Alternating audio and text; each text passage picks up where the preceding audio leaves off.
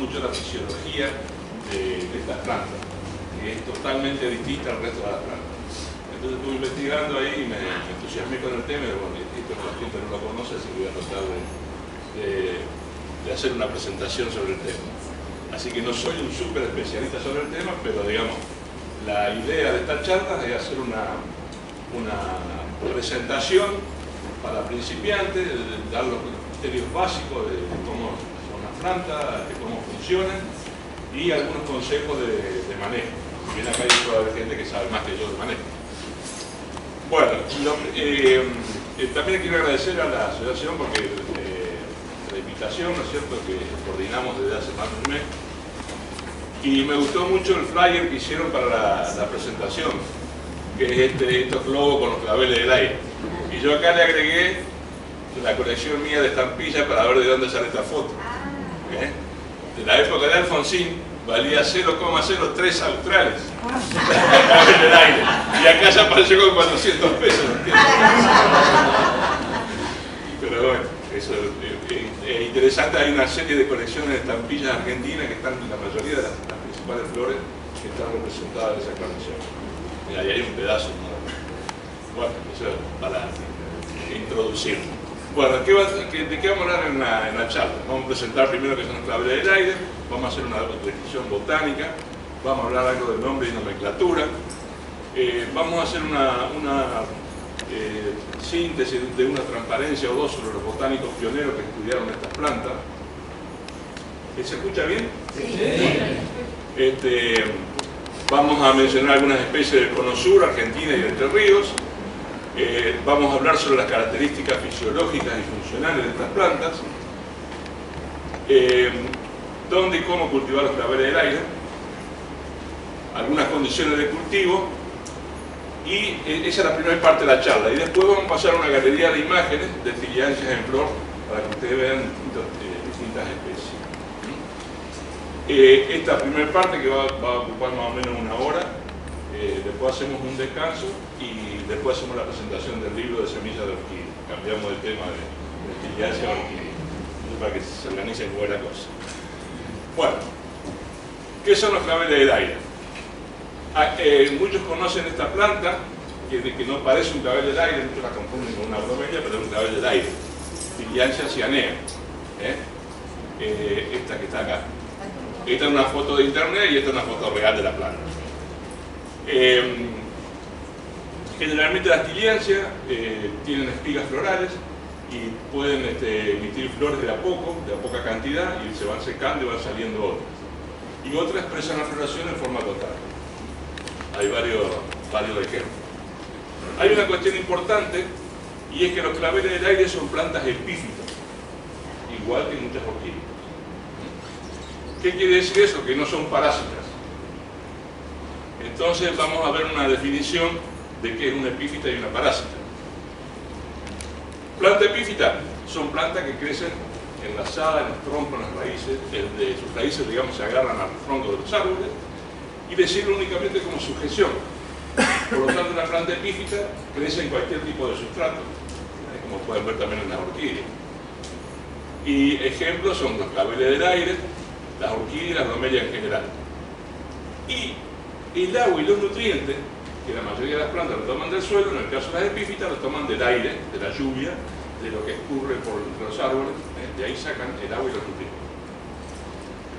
Una planta parásita son plantas que penetran los tejidos de la planta, es decir, que se agarran sus raíces al tallo y lo perforan los tejidos y entran hasta al tejido de conducción y generalmente forman agallas, interrumpen el flujo de nutrientes en la rama.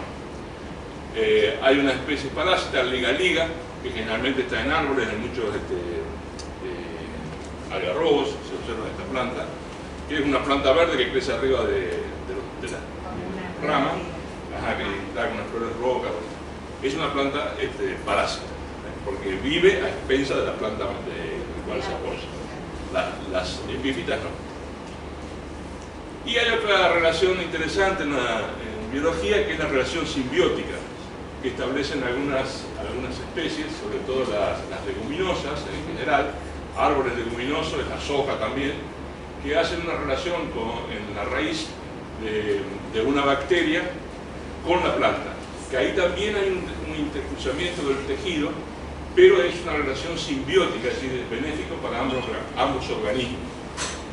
La planta le aporta carbohidratos de la fotosíntesis para nutrir ese nudo que se forma en la leguminosa, y la leguminosa le otorga nitrógeno a la planta. Entonces es una relación simbiótica, se favorecen los dos. ¿Está? Es importante tener siempre presente estas cuestiones.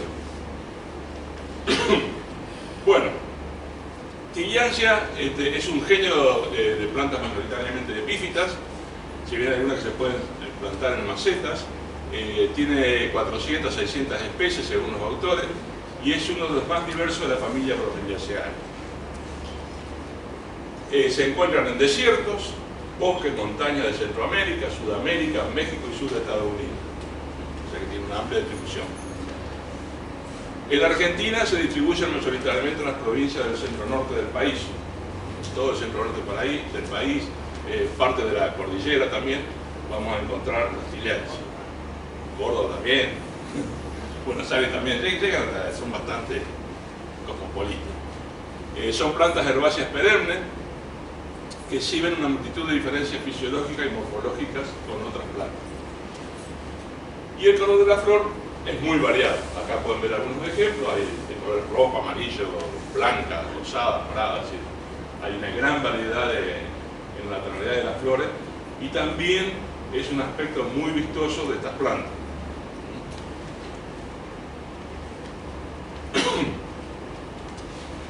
Bueno, ¿cómo se denominan los claveles del aire? Bueno, de la forma común, como se denominan todas las plantas y los animales, con el sistema binario que creó Carl von Linnaeus en 1753, estableció las bases del sistema de nomenclatura binaria.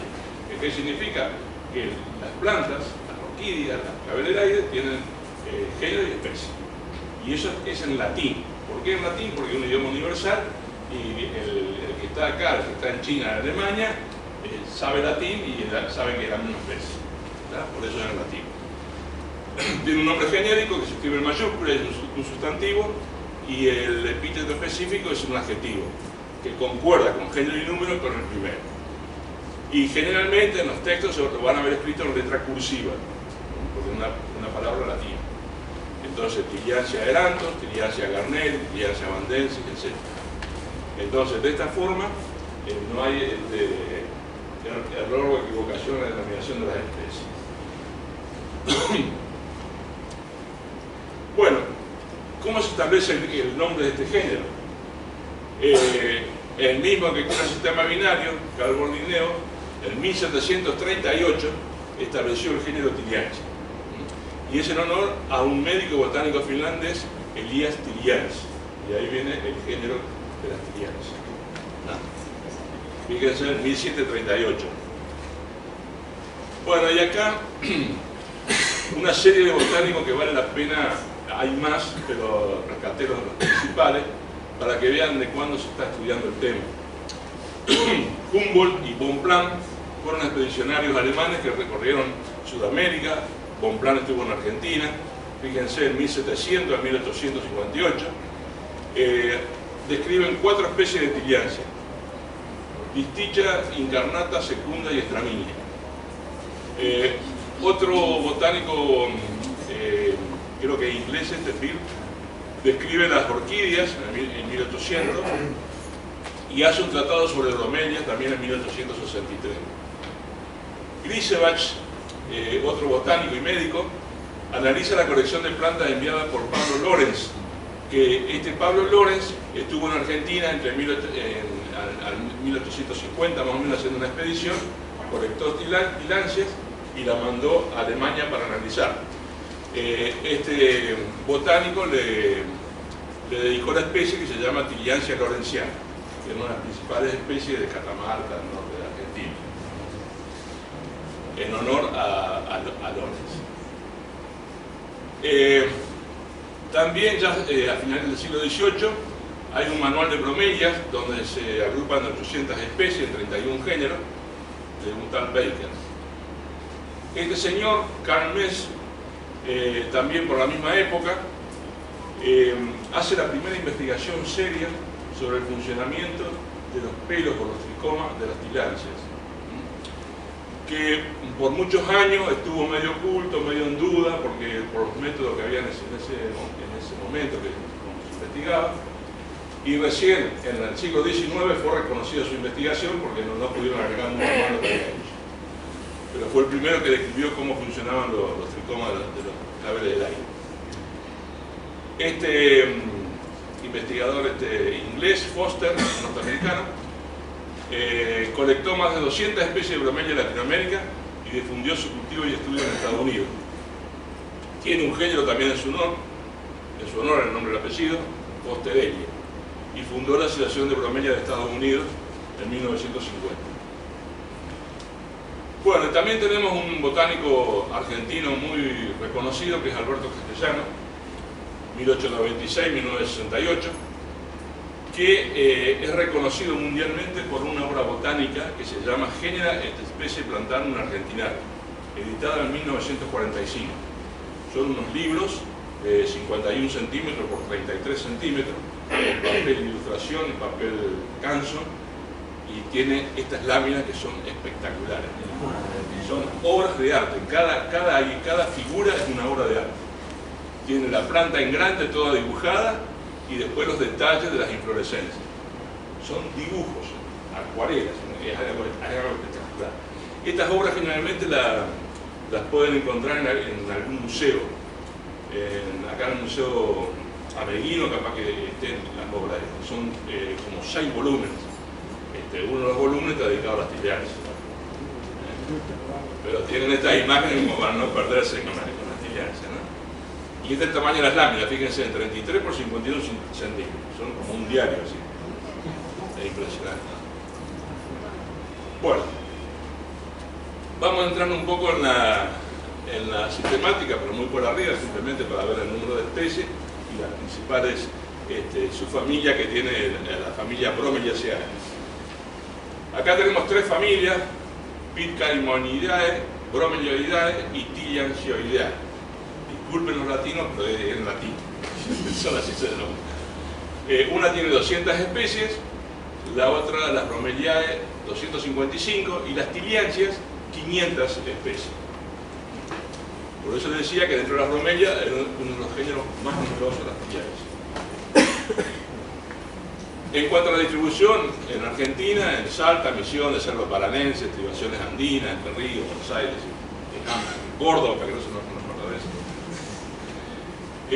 Y dentro de las tillandsias, de esta subfamilia, tenemos 2 géneros: Briesia, que tiene 100 especies, distribuidas desde América Central hasta Brasil y Argentina, y Tillandsia, que tiene 400 especies, que son las más abundantes dentro de las bromelias. Y en Argentina viven aproximadamente 50, 70 especies, ya vamos a ver un cuadro, entre ellas Tillandsia andícola, Tillandsia argentina, Tillandsia albertiana, que estas son endémicas, son exclusivas de acá. Bueno, hay una obra también muy consultada por los botánicos, los científicos, que es la Flora del Cono Sur. Está online, está en el Instituto Darwinian, y ahí estuve revisando para ver la cantidad de especies que había en cada país del Cono Sur. Y bueno, encontré lo siguiente: Brasil tiene 42 especies, Paraguay 27, Uruguay 14 y Chile 6 especies. Están nombradas.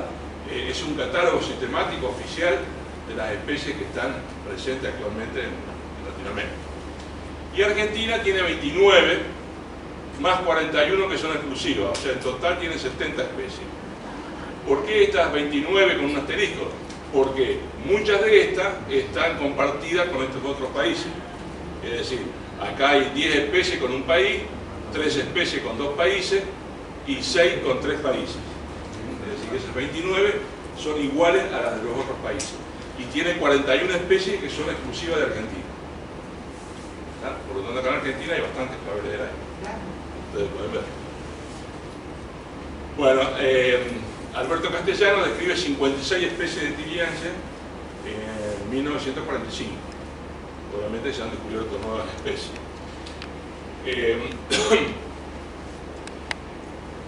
Bueno, acá tienen las especies que están citadas para Entre Ríos: Tillandsia eranthus, vandensis, caliginosa, crocata, durati, variedad que es la que está acá, ixioides, variedad ixioides, recurvata, recurvifolia, tricholepsis y usnioides. Esas son las 11 especies que están citadas, encontradas en Entre Ríos. Acá este amigo Eugenio Álvarez Arnesi, que estudia la cuña boscosa santafesina, me mandó una lista en el año 17 de las especies que habían encontrado en la cuña boscosa: Tillandsia recurvata, vandensis, meridionalis, durati, ixioides, oliacea y tricholepsis. Puede haber más en Santa Fe. Esto es lo que se recogió en la cuña boscosa. ¿Da? ¿Qué comprende la cuña boscosa? La cuña boscosa. El norte de Santa Fe, todo el norte de Reconquista, todo el norte del centro norte de Santa Fe.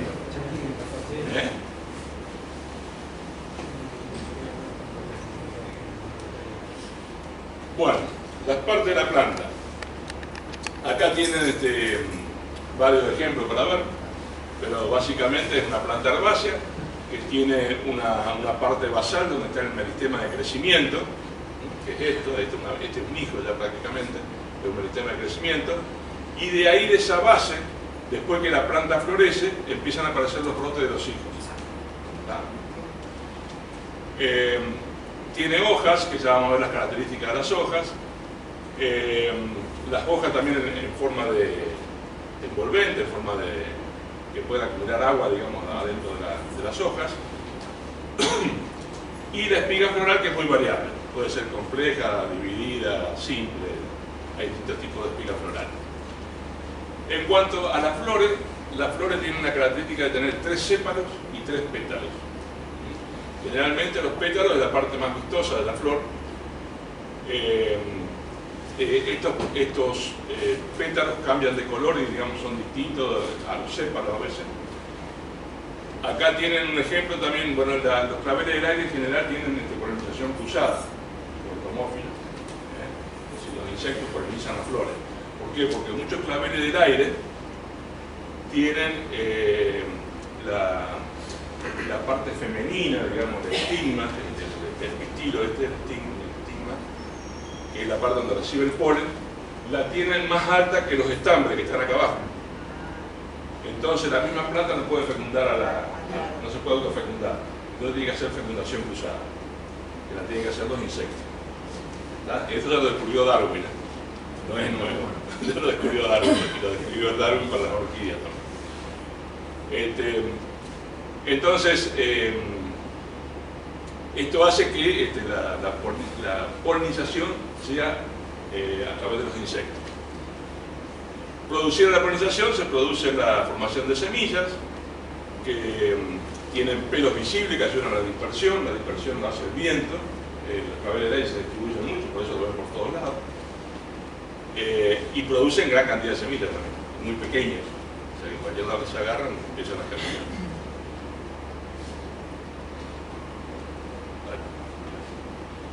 Bueno, producida la fecundación, es cierto, la planta produce frutos donde hay una gran cantidad de semillas. Y muchas semillas quedan adheridas al conjunto de los frutos si no se cosechan. Acá está una planta que ha quedado con sus frutos ahí dehiscentes, abiertos, y han germinado en la misma planta miles de semillas de claveles del aire. Es decir, muchas veces ocurre eso, si uno no corta la parte vieja de la planta, pueden llegar a germinar en la misma planta. Y acá tienen otros frutos formados, o sea que bueno, acá hay un dato que saqué de un libro, dice: las plantas de semilla tardan entre 6 y 25 años en producir flores. Así que pónganse a hacer semilla, ya.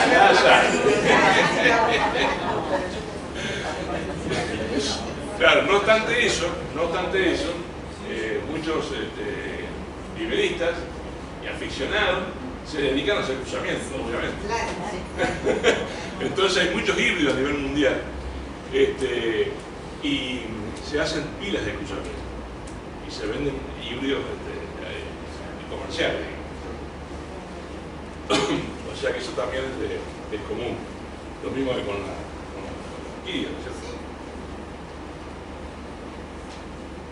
Bueno, en cuanto a las otras características, de la planta en sí, las raíces son poco desarrolladas en las plantas, porque cumplen una función únicamente de sostén o estar adheridas a un palo, nada más. Son cortas y finas, prácticamente, mira, acá se ven una penita, unas pocas raíces, pero la planta en sí es la que atrapa todos los nutrientes. Las hojas son siempre verdes, poseen aguijones marginales en algunas familias de Bromeliidae y Picaimoidaidae, no así en las tillandsias. Es decir, las tillandsias, a diferencia de las bromelias, no tienen espinas en los bordes. Las bromelias tienen espinas en los bordes. Te la pasan la mano así, se pinchan. Las tillandsias no. ¿Está?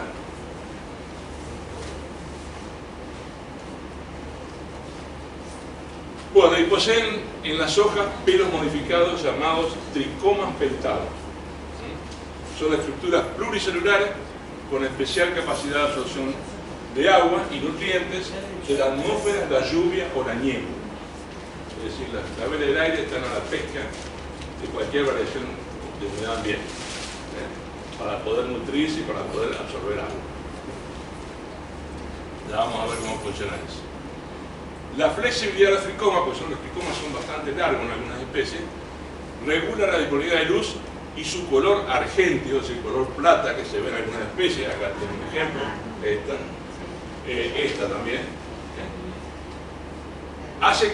Favorece la reflexión y disminuye el calor de la hoja, evitando la pérdida de agua. Es decir, al tener estos colores, rechazan la luz solar para evitar la pérdida de agua. Por supuesto que también el cabello del aire de hojas verdes, verde clarita, verde aceitosa, pero estos generalmente los que más resisten las temperaturas tienen estas características. Bueno, hay distintas imágenes donde pueden ver el aspecto y color de las hojas. Pueden tener aspectos camiformes, pubescentes, aterciopeladas o parecer cubiertas de un fino polvo, como en estos casos. Y otras veces no, son hojas verdes comunes. Es decir, que tienen toda la variedad que se imagina de hojas. Generalmente estas, las plateadas o grisáceas, tienen alta densidad de tricomas.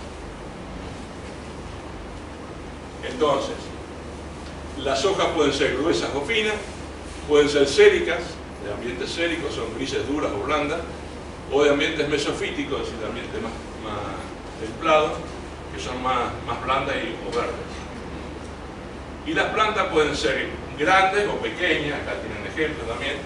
Generalmente las pequeñas son de zonas más secas, y cuando el ambiente es más rústico, más temperatura hay, la planta es más pequeña.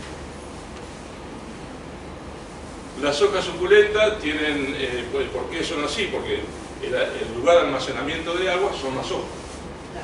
Entonces, cuanto más suculenta la hoja, más almacena agua y nutrientes. Muchas son plantas CAM. Ya vamos a ver, este es un tipo fotosintético, que muchos claveles del aire responden a este tipo. Ya vamos a ver algunas características de este metabolismo. Y también pueden soportar mayor intensidad de luz. Las que tienen hojas finas, generalmente las hojas son verdes, tienen poco tricoma y tienen menos intensidad de luz. Puede ocurrir también en las claveles del aire que las hojas se pongan amarillentas, y muchas veces por un exceso de luz solar. Si bien las claveles del aire requieren mucha luz, pero algunas especies, si tienen mucha luz solar, la pueden quemar. Así que, ojo. Sí, siempre conviene tener una media sombra para los claveles del aire. Tenerlos arriba, pero con media sombra. Ahí tiene un ejemplo de Tillandsia piranoi, que es de clima andino, tiene mucha masa foliar, es de zona seca y las hojas son más pequeñas y las plantas en general es más pequeñas. Y otro ejemplo de hojas más duras, de color gris o grisáceo, mucho tricoma y mayor intensidad de luz. Es decir, que las características de la hoja dan una idea, digamos, de la luz que pueden soportar estas especies.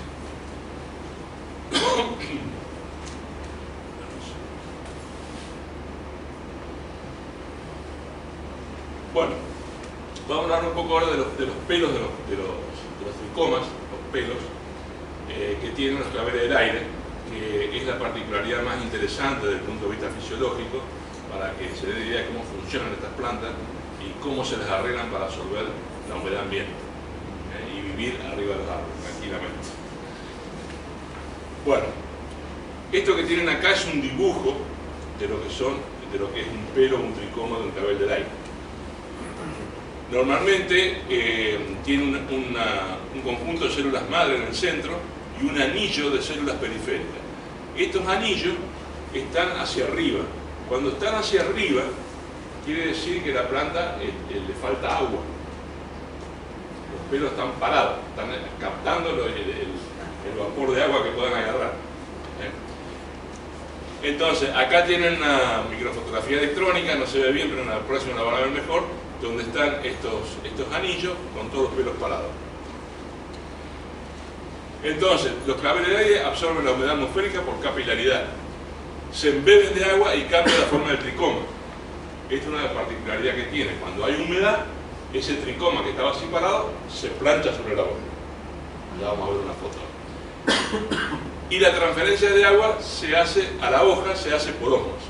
Es decir, que esa cantidad de pelo que tienen las hojas de los claveles del aire, la función que cumplen es almacenar agua y la transfieren al tejido, a la hoja, por osmosis. Acá tiene una microfotografía de tricoma en Tillandsia tenuifolia, la cara superior y la cara inferior. Todo esto son los pelos de esos que quedan parados hacia arriba. Fíjense en la cantidad que tiene una hoja. Es una microfotografía aumentada varias veces, pero es característica. Otra en Tillandsia reisenbachi, también se pueden ver claramente los tricomas. Es decir, que cuando uno parece la hoja toda lisa, pero en realidad la hoja está llena de pelos así. ¿De ambos lados de la hoja? De ambos lados de la hoja. Fíjense que ahí cambia la densidad un poco, esta es la cara superior y la cara inferior, pero tienen de ambos lados de la hoja. Una pregunta, Sí. doctor. ¿Esos tricomas, como los pólenes, sirven como para sistemática? ¿Son todas diferentes? O sea, ¿son tricomas específicos de cada especie o son muy generalizados? No lo utilizan como carácter sistemático. Son similares, hay diferencias que uno ve. Sí, Fíjense, sí. este, por ejemplo, reisenbachi y este otro distinto, el de tenuifolia. Pero hay poca variación, digamos. Bueno, entonces vimos lo que pasa con los tricomas, como están parados captando el agua. Cuando hay humedad ambiente, cuando llueve, cuando aparece agua, esos tricomas se planchan sobre la superficie de la hoja. ¿Y cómo quedan? Quedan de esta forma. Es decir, esos pelos se acuestan sobre la superficie de la hoja. Eso quiere decir que se han cargado de agua y están todos hidratados. Acá ven un tricoma planchado, ¿ves? Todo sobre la superficie de la hoja. Así que todos los bordes de estos están acostados. Ese tricoma juntó agua y esa agua, acá tienen las flechitas negras, la pasa a los tejidos internos de la hoja por un proceso de ósmosis. Pasa el agua y la hoja capta esa agua. Cuando transfiere todo el agua, otra vez los tricomas se vuelven a poner para arriba. Esa es la función que cumple. Ahora bien, en las hojas, aparte de los pelos, están los estomas. ¿Alguno tiene idea de lo que es un estoma en una hoja? ¿Para qué sirve? Un órgano de intercambio. Para respirar. Para respirar, ¿para qué más? Un órgano de intercambio de gases. No, para transpirar. Nosotros también tenemos poros. Cuando transpiramos, perdemos agua, lo hacemos a través de los poros. Los poros de las plantas son los estómagos. Y por esos poros pierden agua las plantas. Pero también lo utilizan para hacer el intercambio gaseoso. Por ahí entra y sale el oxígeno y el dióxido de carbono para la fotosíntesis. Entonces, acá tienen un corte de un estoma. Es una estructura celular muy pequeñita, son muy pequeños los estomas. Los estomas están de a miles, en un milímetro de hoja y encuentran miles de estomas, 2.000, 3.000, 4.000 estomas puede haber. O sea que son como puntitas de cabecera de alfileres y agujas, así, perforadas de la cantidad de estomas. Entonces, estos estomas, para que tienen una particularidad, que pueden estar cerrados o abiertos. Obviamente, lo podemos definir desde el punto de vista fisiológico como poros dinámicos que se abren o se cierran de acuerdo al estado de turgencia, la cantidad de agua que tenga. Si la hoja está deshidratada o tiene poca agua, el estoma se cierra. Si entra agua, el estoma se abre. ¿Está? O sea que los estomas son muy sensibles a la disponibilidad de agua. Entonces, si el tejido está turgente, los estomas se van a abrir. Si le falta agua, se cierra. Entonces, acá tenemos estos puntitos que se ven acá, esto, son estomas. Y estos otros son los pelos. O sea que son dos cosas distintas, están todos en la misma hoja, funcionando sincronizadamente. Entonces tenemos el pelo y tenemos el estoma. Acá tienen una microfotografía de un estoma, agrandado esto, se puede ver bien cómo tiene una apertura central. A través de esa apertura se produce un intercambio gaseoso y de vapor de agua, porque la planta transpira vapor de agua. No transpira agua como sólido, sino vapor de agua. Es la forma de transpirar. Bueno. Entonces, vinculado a esto, entré en detalle para explicarle cómo captan el agua los cables del aire. Y ahora vamos a ver el proceso de fotosíntesis, que es el aspecto central, digamos, que cómo se las arreglan las plantas para formar materia orgánica, para llegar a formar con una espiga. Bueno, el proceso general está simplificado acá en esta transparencia, donde podemos ver que necesitamos dióxido de carbono atmosférico, energía solar, un aparato fotosintético que son los cloroplastos, por eso las hojas son verdes, y con esto, acá se produce el proceso de fotosíntesis y se generan hidratos de carbono y otras sustancias. La planta normal, la planta terrestre, saca las sales minerales y el agua del suelo. ¿Está? Pero acá estamos hablando de plantas que tienen pocas raíces, que nos sacan los nutrientes del suelo. ¿De dónde los sacan? Claro. Entonces, y bueno, cuando la planta muere en un sistema natural, estos restos orgánicos son atacados por las bacterias y los descomponedores, lo degradan otra vez a sales minerales y la planta los vuelve a absorber. ¿Está? Y se cumple el ciclo este. Ahora bien, ¿cuáles son los principales compuestos que absorbe una planta? Carbono, hidrógeno y oxígeno, que lo saca del agua y del dióxido de carbono a través del proceso de fotosíntesis. Esto representa el 95% del peso de la planta. Y los nutrientes son un 5% del peso de la planta, o la materia orgánica. De todas maneras, todos son esenciales. Pero la planta genera materia orgánica a través de este proceso. En el caso de las plantas epífitas, esta parte no existe, porque la planta está acá arriba en el árbol. Entonces esta parte no existe. Entonces tiene que nutrirse de los elementos que encuentra en la naturaleza, de la atmósfera, digamos. Bueno, entonces los claveles del aire se encuentran, o digamos, realizan dos tipos de fotosíntesis. En general los fisiólogos definen 3 o 4 tipos de metabolismo fotosintético que tiene que ver con cuál es el primer compuesto que se forma cuando ingresa el dióxido de carbono. Y en función de eso se clasifican en plantas carbono 3, carbono 4 y plantas CAM. En general para todas las plantas cultivadas, los cereales, todo. En el caso del clavel del aire, hay algunas que son carbono 3 y otras que son CAM. Vamos a ver las carbono 3, que son las comunes en la mayoría de las plantas. ¿Cómo funcionan? Los estomas están abiertos durante el día y cerrados durante la noche, o casi cerrados, porque algo de intercambio gaseoso siempre ocurre de noche. Y durante el día realizan la fotosíntesis y respiran también. Y durante la noche, pues, únicamente intercambio de gas por respiración. Y el uso del agua tiene que ver con cuánto abierto estén los estomas durante el día. Es decir, así funciona la mayoría de las plantas. Algunos claveles de aire son carbono 3. Pero el CAM, que son muchas tiliáceas, CAM, bueno, después le digo el significado. Fíjense que los estomas están cerrados durante el día y los abren de noche. Se comportan exactamente al revés que el carbono 3. ¿Está? ¿Y cómo se largan a hacer fotosíntesis si tienen los estomas cerrados? Bueno, ahí está la estrategia de la planta. De noche, los estomas están abiertos. ¿Por qué de noche? Porque de noche hay menos temperatura, hay menos pérdida de agua, y entonces la planta de noche absorbe el dióxido de carbono. ¿Qué hace con ese dióxido de carbono? Forma ácidos orgánicos, en gran cantidad en sus tejidos. ¿Y para qué le sirven esos ácidos orgánicos? Para después, durante el día, que necesita dióxido de carbono para la fotosíntesis, degrada esos ácidos orgánicos y saca dióxido de carbono de esos ácidos orgánicos. Entonces no tiene necesidad de tener los estomas abiertos.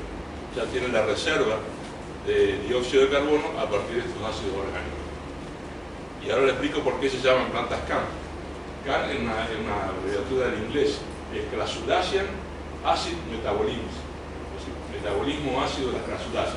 ¿Por qué? Porque en estas plantas lo que se descubrió es que a la noche y al amanecer aumentaba disminuía el pH, aumentaba la acidez de la célula, y durante el día disminuía.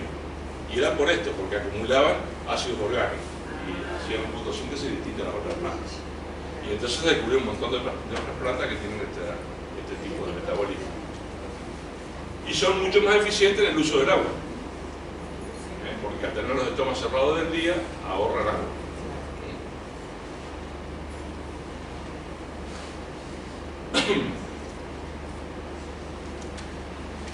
Bueno, entonces, como vimos, una de las principales adaptaciones que tiene el clavel del aire es soportar largos periodos de sequía en condiciones naturales. No obstante, los claveles del aire sufren la sequía. Algunas especies curvan la hoja hacia adentro, por ejemplo, Tillandsia eranthus, se curvan la hoja hacia adentro, eso quiere decir que le falta agua, por lo tanto está sufriendo falta de agua. O también otras especies enrulan las hojas. Ante severa déficit de agua, la planta lo manifiesta. La rehidratación siempre depende de la temperatura y la humedad ambiente. Los claveles de aire, como ya dijimos, absorben agua más por las hojas que por las raíces.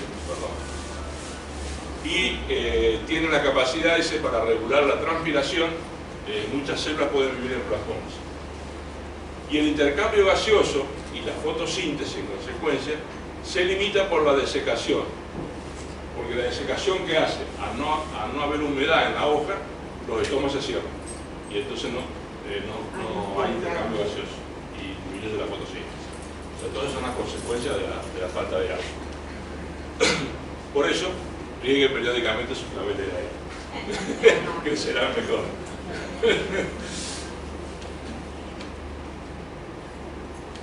Bueno, algunas fotos de claveles del aire en su hábitat, en Catamarca, Tillandsia Lorenciana, famoso Lorenciano, cualquier cantidad. También los claveles del aire pueden ser invasivos, atacando los árboles, pueden crecer en rocas, como en este caso, entre las grietas de las rocas, también Tillandsia lorenciana, Catamarca.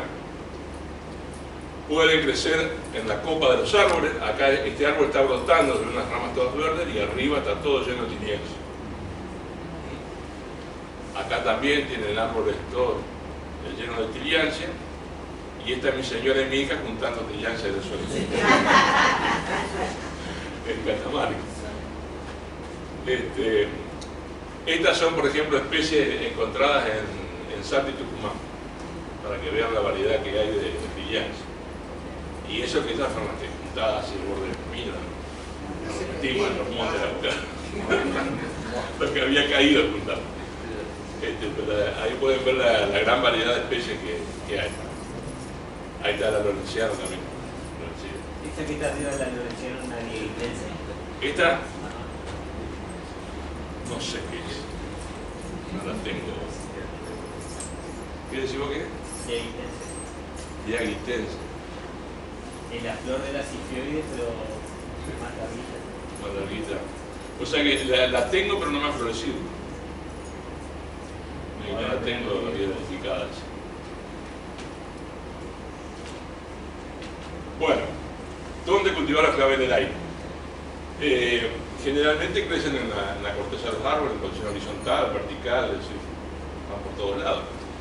Entonces uno puede sembrarlo en un tronco en posición horizontal, puede sembrarlo en tronco en posición vertical, pueden crecer en un alambre, Sí, en una canasta, sí, sí. en la reja de mi casa. En la reja, sí. Pero siempre conviene tener una altura, si el clavel aire necesita mucha ventilación.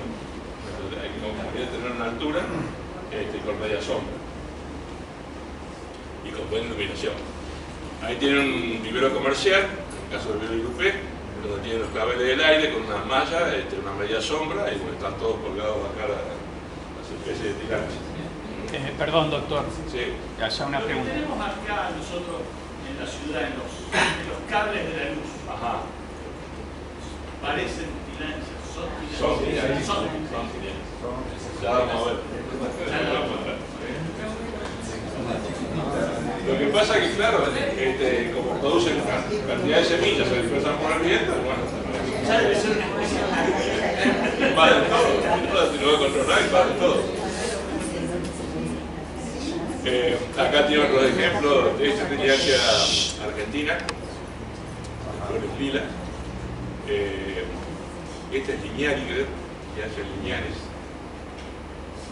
Pero esto es para que vean el sistema de cultivo, ¿no es cierto? Que es simple, digamos, una media sombra y una altura crecen sin problema.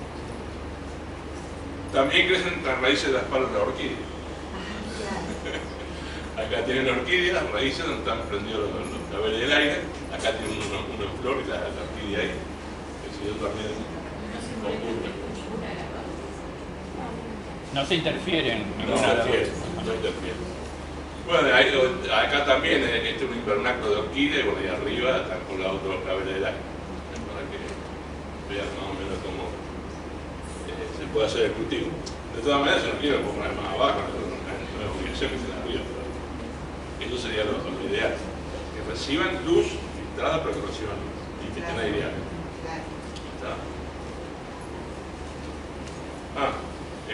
En alambres de hierro.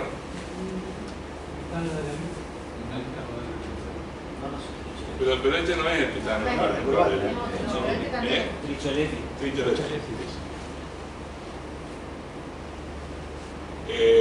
En canastas de alambre o de plástico, lo dejan ahí y ellos se arreglan y crecen sin problema. Bueno, ¿y cómo plantarlos y cuidarlos? Bueno, se atan a los troncos con nudo tucumano de hilo encerado, en posición vertical o horizontal. Los claveles chicos pueden pegarse con pegamento especial a base de estirene, que es un producto importado. Se consigue por ahí en algunas casas, en algunas ferreterías grandes se consigue este producto. Y si no, con goma caliente, la pistola de pegar. En realidad, hay que esperar a que se fríe un poco, que no no pueden quemar el meristema. Porque tengan en cuenta que si ustedes pegan el clavel chico, pegan esta parte y este es el meristema. Pero si lo queman, lo liquidan. Pregunta. Sí. Yo nunca los até en los árboles y se prendieron. Se prende sola. Y después si ven una horqueta, lo ponen una horqueta y listo, Yo queda ahí. veo la formación del árbol y si tengo un lugarcito que no Sí. sé que no se va a caer, ahí Sí, lo coloco. sí, no hay problema. No hay problema. Justo, fíjate, así. Bueno, riego periódico, dice, y la fertilización en bajas dosis con un bajo nivel de fertilidad, no requiere mucha fertilidad. Tengan en cuenta que el agua de lluvia siempre aporta grandes cantidades de nitrógeno y nitrato. Y aparte, como los claveles del aire están naturalmente en tronco o en algunos troncos, el agua de escorrentía también les permite absorber esos nutrientes. Y el riego con nebulizador o manguera con lluvia. Tampoco recontra saturarlo, pero hay que darle un poco de ambiente gusto. Algunos cuidados, revisar periódicamente las ataduras, porque si uno no las tiene bien atadas, como acá pasó recién, se cayó una. se caen. Cuando las plantas son grandes, dan un tronco, por ahí se pueden caer esas plantas. Eliminar hojas viejas y secas con tijeras. Observar la aparición de brote, 2 o 3 por eje de crecimiento, de ahí pueden sacar nuevas plantas. Esta es una planta que le van a regalar al expositor, le tiene aquí un pollo y todo. Y cortar las flores y frutos secos para evitar propagación. Si uno no quiere que se tenga claveles en toda la casa, conviene hacer eso. Sobre todo los claveles de aire más comunes, ¿no es cierto?, que producen muchas semillas. ¿Y cómo se hace la germinación? Bueno, acá tiene un ejemplo a pequeña escala. Este es un invento que hice yo nomás, una telita de plástico de 20 por 20, y ahí tiene la semilla y de ahí ya están germinando. Están ahí el espelio colgado ahí.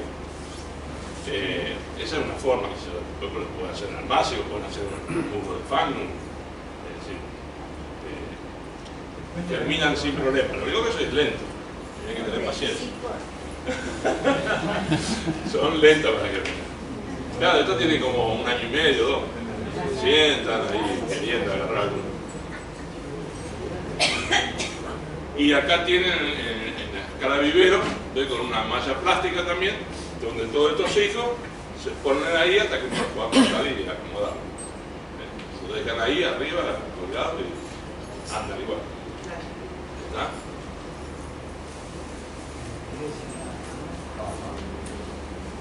Bueno, acá terminamos la primera parte. Este es el clavel cifioides, que el clavel blanco, hermoso, un aroma espectacular. Ahora está en flor. Yo tenía una que sacó una flor. Y este es el aeranthus. Este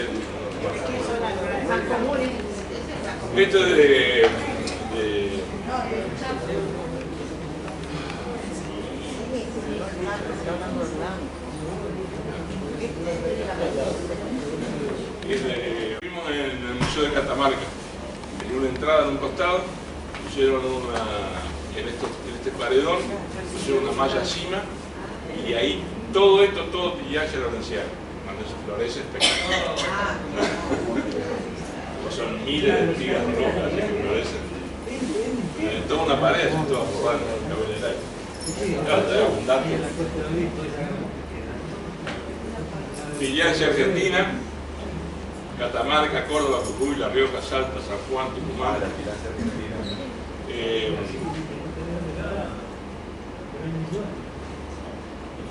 Acá tienen la tricholepsis y la brioides, son 2 especies, bastante invasivas.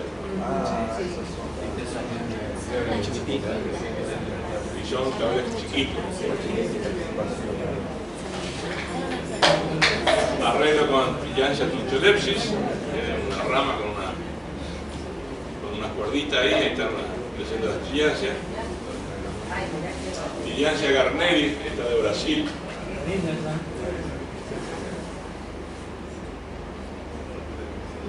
Dirística, que tiene una vara prominente de color rosado. Esta también está muy difundida en Chaco, Corrientes, Córdoba, y Salta. Hay dos colgadas allá. Sí.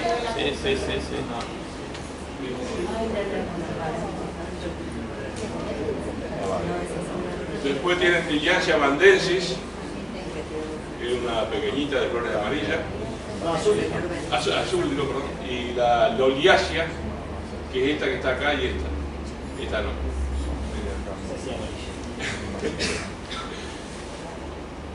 Estos también son Tillandsias pequeñas. Esta es Reisenbachi, que es un Reisenbachi en pequeño. Yo la tengo, esta también está por florecer ahora, no sé con qué va a salir. Pero es un Reisenbachi chiquito, debe ser uno grande. No, que son Y no son tan grandes. No, porque yo me la confundí con la Streptocarpa, pero... No, el Reisenbachi es así finito, medio chiquito. Es un Durati chiquito. Inclusive florece más arriba, ¿no? Como la Durati que levantó. Bueno, y voy a presentar una Tillandsia de Sudamérica. No, acá tienen ejemplos en vivo. Estas son fotos del vivero Grupé, algunas especies. Tillandsia palacea, que esta es grande, y hay una variedad que es mini, la misma especie pero en miniatura, que es de Bolivia, México y Perú. Tillandsia streptophilia, México, Nicaragua y Centroamérica. Ahí está emitiendo la espiga floral, y ahí está un poco más desarrollada con la flor. Tillandsia dura. ¿Qué opina vos? ¿Será dura? ¿Eh? Dura de florecer. Dura de florecer. 7 años. Sí, no había florecido 7 años. 7 años no había que florecer. Tillandsia dura. La Ionantha, muy bonita, una mini también crece bastante grande, pero es una plantita de 5 centímetros y tiene una flor revistosa. Esta no falla, florece todos los años, 2, 3 flores, 4. Cuncifolia, de Brasil, parece un junco la flor finita, la hoja pinta que tiene. ¿Esa? Ahí está. Ahí la tiene. Y allá arriba.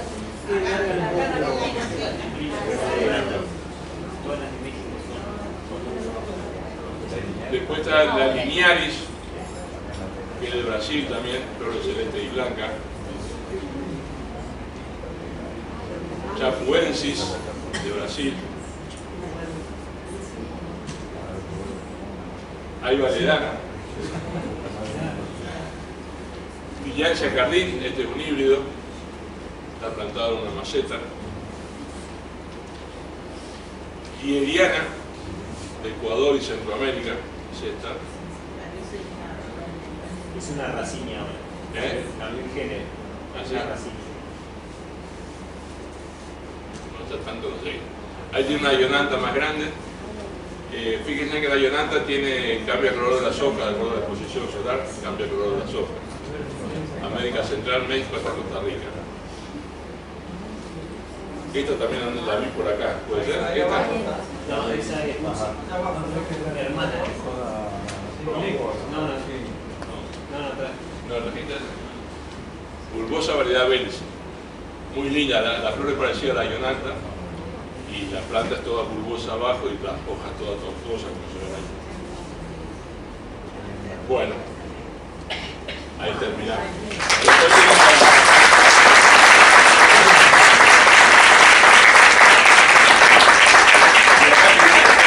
Otra, que yo dejo al experto que hable. No, está usted. ¿Son para sorteo esas? Para el expositor ¿No puede ir a ver? Sí, amor, sí, están para exponer. Y armamos este libro. Estos son los integrantes del primer periodo. Integrantes de la Cátedra de Fisiología Vegetal y Botánica. Acá se agregó una ingeniera del INTA Castelar. Estos son los becarios que participaron del proyecto. Entre 5 y 6 becarios por año han participado de este proyecto. Y bueno, entre todos, el libro es una compilación del trabajo de todos, ¿no? Estos son los autores, que como pueden ver son pertenecientes a la Cátedra de Fisiología Vegetal, Botánica Sistemática, Climatología Agrícola y Laboratorio de Semillas. Es decir, que el libro tiene 5 capítulos y cada capítulo integran distintos autores la obra. El capítulo 1 trata del banco de germoplasma de semillas de orquídea, cómo se organiza un banco de germoplasma. El capítulo 2 habla de las semillas de orquídea, las características, cómo son, tamaño, forma, volumen, etc. En el capítulo 3 hicimos un estudio de dispersión de semillas de orquídea. Este es un trabajo inédito, te voy a mostrar el resultado, donde simulamos con un software de estudio para dispersión de partículas atmosféricas, simulamos la dispersión de semillas de orquídea, hasta dónde podía llegar la dispersión por el viento. Después armamos un catálogo físico y uno digital de las semillas y un catálogo descriptivo de las semillas de orquídea que está disponible online por el paso de la dirección. Y aparte generamos protocolos específicos para todas las técnicas de micropropagación de orquídeas. Bueno, básicamente, ¿en qué consistió el proyecto?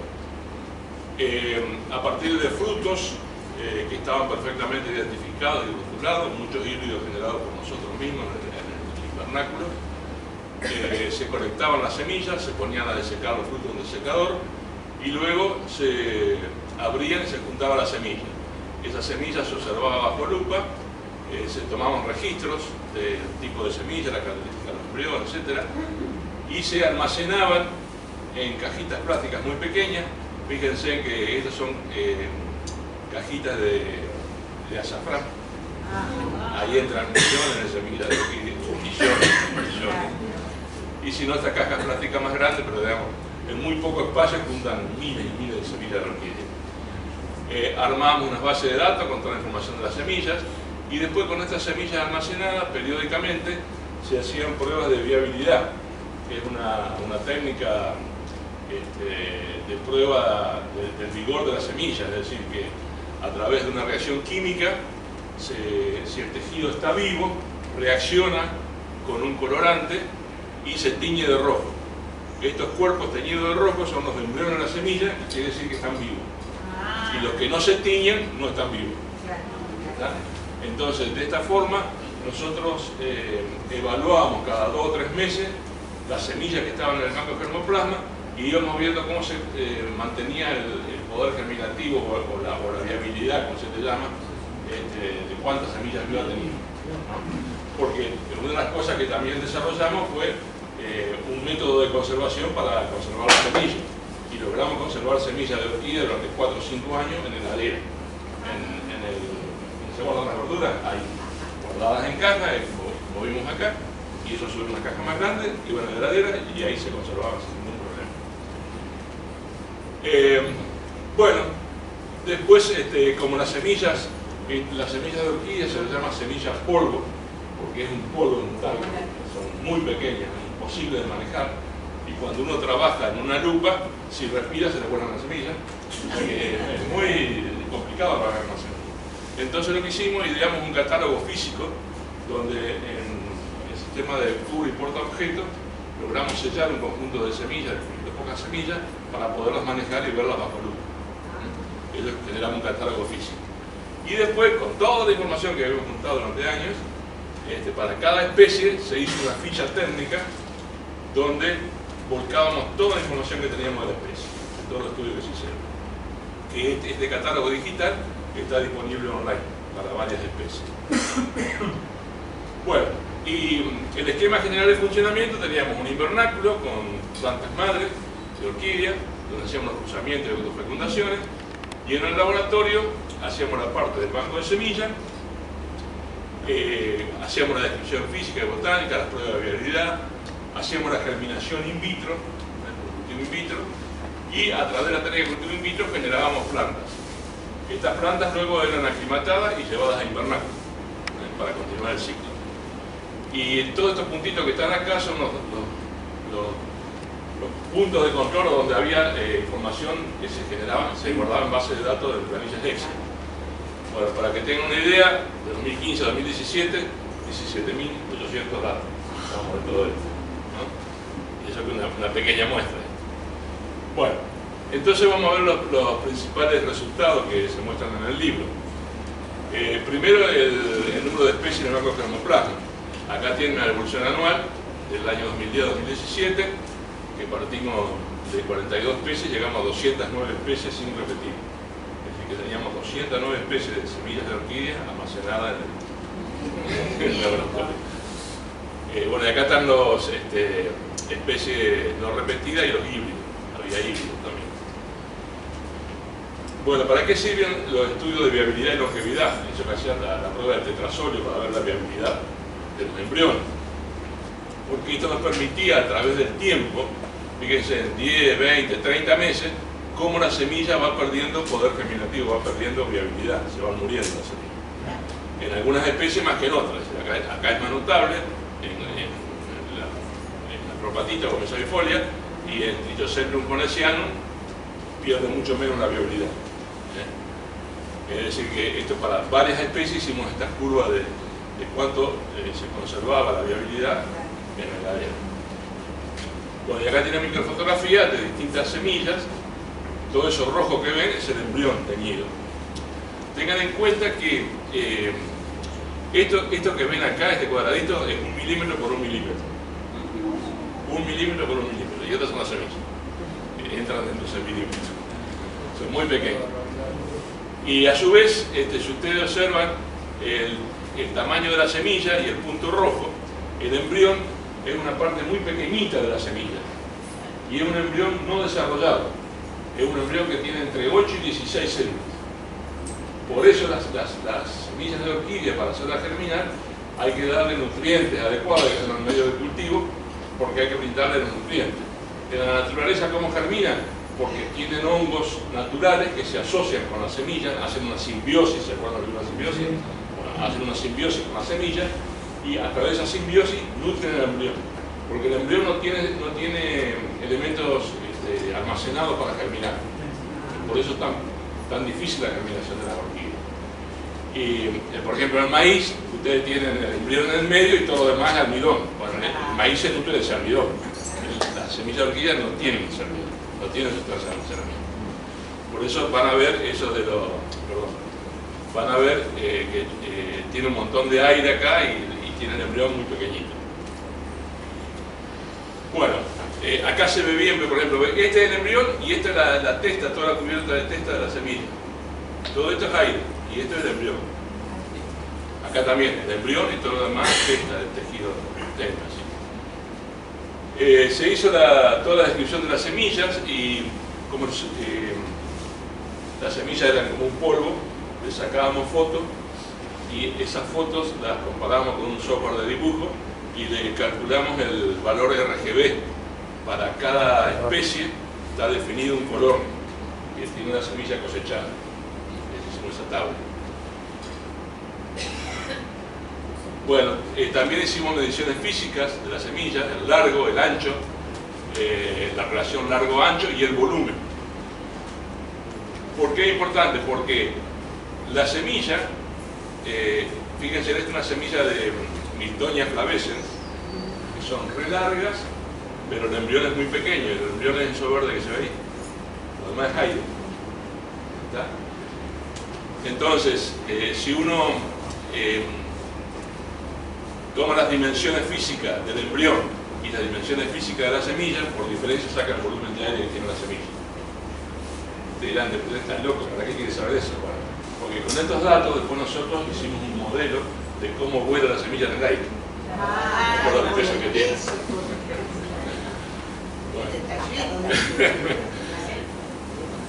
Bueno, también hicimos recuento de semillas por fruto. Cuando cosechábamos los frutos, teníamos distintos tamaños de fruto, muy variables de la orquídea. Entonces, de cada fruto se pesaba la cantidad de semilla que tenía y después, sobre una muestra de 1 miligramo, se contaba bajo lupa la cantidad de semilla que había. Y después se multiplicaba por el peso y sacábamos la cantidad de semilla que había dentro. ¿Y cuántos? Ahí tienen. 1.385.000, 1.055.000, 143.000, 1.343.094.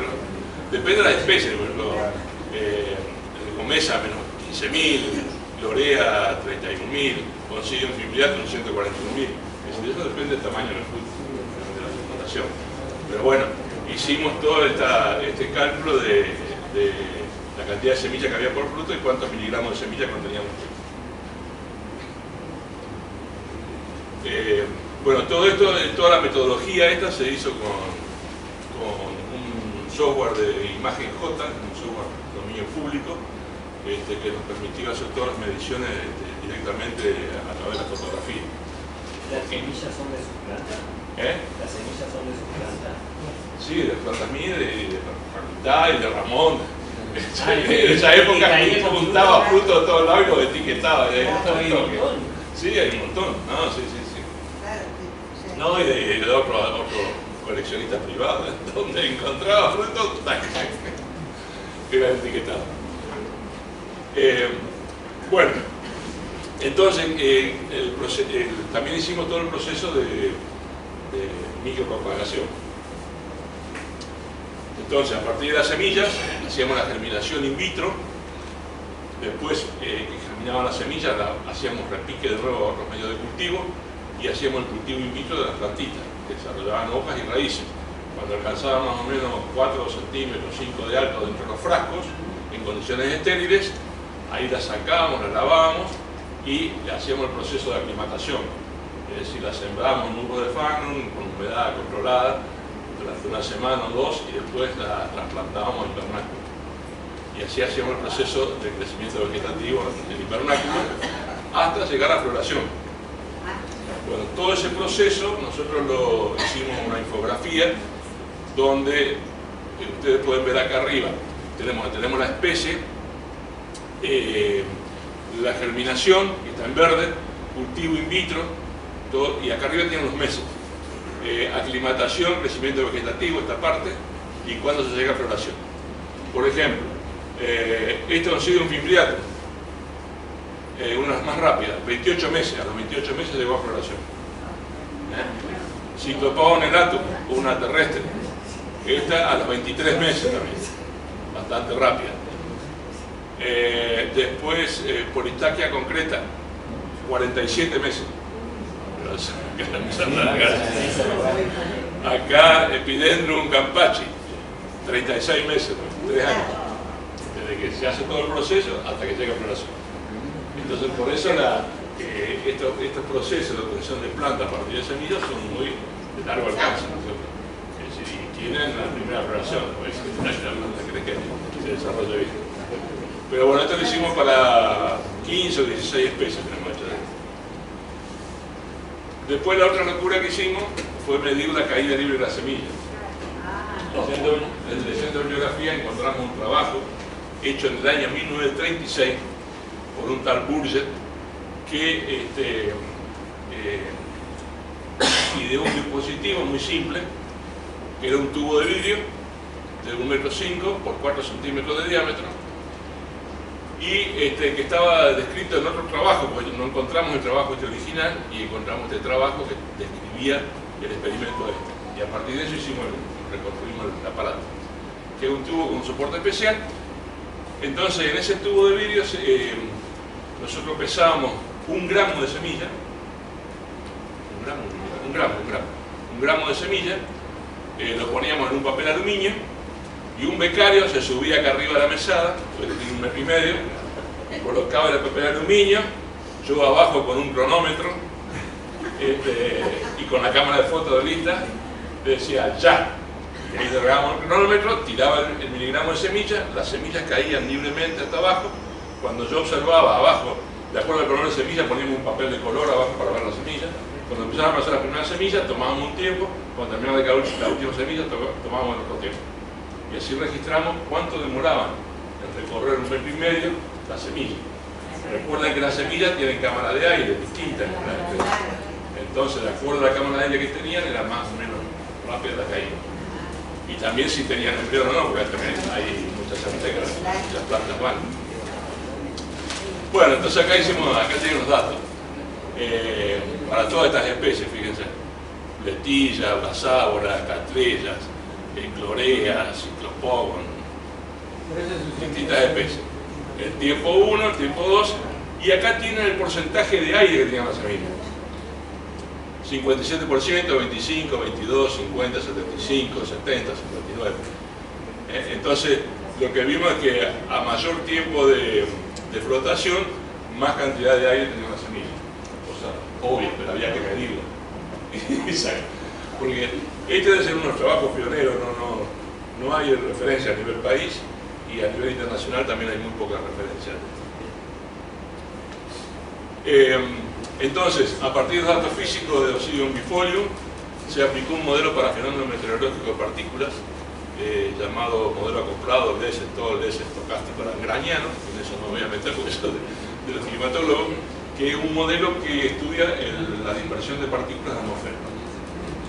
El modelo realiza una malla, divide el espacio en cuadrículas y va calculando para cada cuadrícula cómo se mueve una partícula. Se necesita horas y horas de computación. Entonces, el volumen medio de cada semilla es 0,6 micrometros cúbicos. Micrometros cúbicos. con una relación volumen-aire de 52%. Entonces el modelo que decía que lo que planteamos en el modelo, las semillas son pequeños globos de peso ligero que flotan en el aire y son arrastrados por el viento. Porque también el tema de la dispersión de la semilla, ya Darwin escribió algo en forma empírica, hay algunos comentarios también de Arditi, de algunas islas del Pacífico que demuestran cómo pueden migrar las especies de orquídeas, pero no hay mediciones. Hay una sola medición ya en un pantano en Estados Unidos. Entonces lo que hicimos fue simular durante 40 minutos, que era la simulación, se emitieron 13 millones de semillas, colocando la fuente de emisión, dice, el fruto maduro, a 8 metros de altura, sobre la barranca del Paraná, en la zona de Puerto Vallarta. Y acá tienen el modelo cómo simuló, cómo se dispersaban las semillas. Dice, las semillas recorren más de 10.000 metros, corriente debajo de la dirección del viento, y su dispersión transversal es de 6.000 metros, con una densidad de 7 semillas por hectárea cerca de la planta y 0,05 semillas por hectárea a los 10 kilómetros corriente abajo. O sea que las semillas se pueden dispersar largamente por el viento. Esto es la dispersión por el viento, como si fueran las partículas atmosféricas. Bueno, después, para facilitar la identificación de la semilla, hicimos esto con un portaobjeto de vidrio. Pusimos unas 10, 15, 20 semillas, sellamos con pintura para uña, hicimos un cuadradito y lo tapamos con un portaobjeto, con un cubreobjeto. Y eso se sella, solo se seca, y acá queda una cámara de aire con las semillas. Entonces, y esto es un pedacito de vidrio, se le pone una etiqueta y quedan ordenadas en una caja. Entonces uno en una caja tiene toda la colección de semillas. Y la puede ver bajo la lupa, revisar tranquilamente sin que se le vuelen, ni andar destapando frasquitos con cuidado ni nada. Ese catálogo físico nosotros lo dejamos una copia en la Cátedra Botánica Sistemática en la facultad. ¿Sí? Queda todo ordenadito así en un video. La dispersión de las semillas siempre es solamente por el viento. Sí. No hay otra manera. Y bueno, sí, los insectos por ahí se pasan por ahí, se llevan, pero ¿Y básicamente alguna idea particular que tenga algún vector específico? no, una cosa es la polinización. Eso sí hay vectores específicos. Yo estoy hablando de la dispersión. Pero la dispersión no, la dispersión es porque son todos frutos indehiscentes. Y perdón, se habla. doctor, por ahí, bueno, muchas orquídeas son de climas tropicales y húmedos. ¿No tuvieron en cuenta la humedad o la lluvia o ese tipo de cuestión agua ambiental? No, eso no lo tengo en cuenta. Sí, pero igual. Sí, Sí, a lo mejor, claro. Sí. Bueno, y después con toda esa información hicimos una ficha para cada especie donde tienen el fruto con escala, la foto de la semilla en detalle, el pool de semilla, cómo se ve para sacar el color, y si hay datos de viabilidad de la semilla. Y después la distribución geográfica, el hábitat, bueno, si hay fecha de colecta, quién la colectó, documentación del fruto, la descripción de la semilla, dimensiones, largo, ancho, después estimación del número y peso de la semilla por fruto, etc. Y los colores. O sea que hay una ficha completa de toda la información de cada semilla. Eso está en esta página web, que está de libre disponibilidad. Y esta es la página web, se llama Orquier, y ahí tienen toda la información del proyecto. Es decir, están todos los trabajos publicados, los postres presentados, está lo del banco de termoplasma, todo ahí, están las fichas de las semillas. Bueno, el libro fue editado por la editorial de Entre Ríos. Quien los vende, yo traje acá algunos ejemplares, si alguno tiene interés. El libro sale 5.000 pesos y también está en una versión digital que sale 3.500. Un agradecimiento a todos los autores, ¿no es cierto? Y a la UNER por aceptar y compartir la publicación de la obra y los aportes recibidos. Y bueno, me despido con esta Lorea membranácea, que es orquídea entrerriana endémica, común en los